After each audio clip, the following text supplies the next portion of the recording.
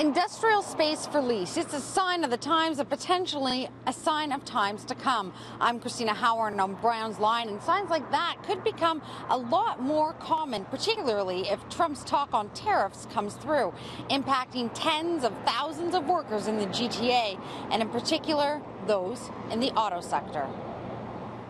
It'll affect every town, I will argue, everywhere from Oshawa down to Windsor, because the auto industry and the auto parts sector is completely concentrated during that corridor. So it could have the impact of tens of thousands or even more jobs. So this has to get fixed.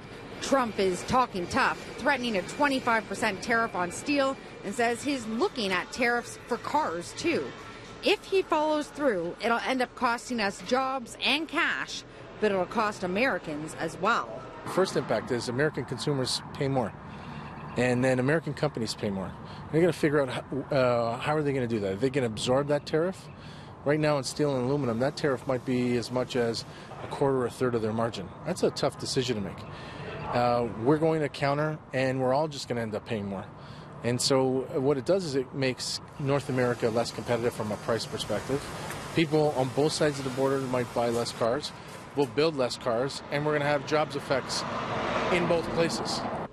And auto industry analyst Dennis DeRozier says the impact would be so devastating to the U.S. that he can't believe Trump is serious. The negative impact across North America is so large, it almost has to be posturing. Our initial analysis shows that a 25% tariffs on vehicles coming out of Canada, and I'm assuming it would be Mexico as well, would result in somewhere between 400,000 and 500,000 jobs lost across the auto industry in North America. Those are direct jobs, assembly jobs, parts jobs, with the bulk of them in the United States. And so, you know, it's hard to believe that they could follow through with it. But Volpe says it's already forcing some companies to pull the brakes on expansion.